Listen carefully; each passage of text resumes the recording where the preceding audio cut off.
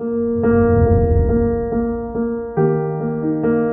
the core of our training, of our entire training, are 3 chairs, which represent 2 forces or perspectives in conflict, and a third inner mediating presence. That capacity in all of us, I believe, to be that place of awareness and presence, and from there to facilitate connection between parts of ourselves, between ourselves and others, and between other people around us in a way that really allows us to create the world we want.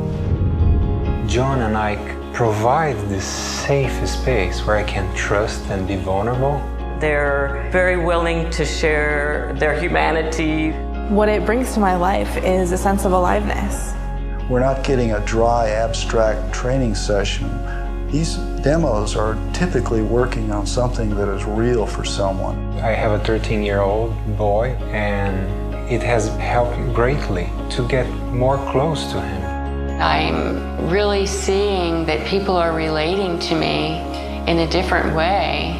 I've been more authentic with people, and that was a goal that I had when I came, just to be more authentic in a way that wasn't disconnecting.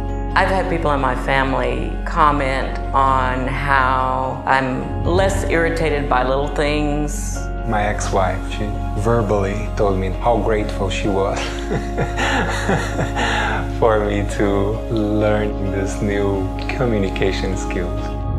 At the conclusion of the last intensive I attended, I stated that I was going to try to make an amends using the map that's provided through Mediate Your Life. 6 weeks later, I went to see my brother, and I made the amends with him, and it was beautiful. We reconciled after 20 years of estrangement, and I realized, man alive, this does work. There's a quote we use in our trainings.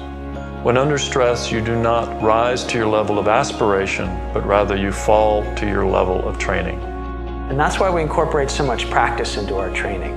Practice with specific and doable skills. And I believe that's why people come back, because they experience the depth of change that happens with that practice. And not only in the trainings themselves, but in between with practice partners and a community of support. They're creating in their lives what they really want, the relationships they want. And we can see it. We can see they look like different people when they come back. Every exercise I do, I'm building a habit or changing a habit.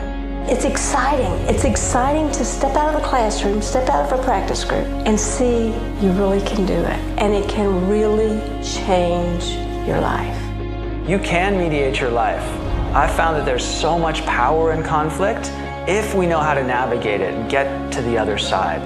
That there are all these possibilities for the relationships we want, for the life we want, to feel happy and satisfied and fulfilled, if we know how to get to the other side. And that's what our training gives you the tools to do. It's a very different way for me to be human. What is it that you plan to do with your one wild and precious life?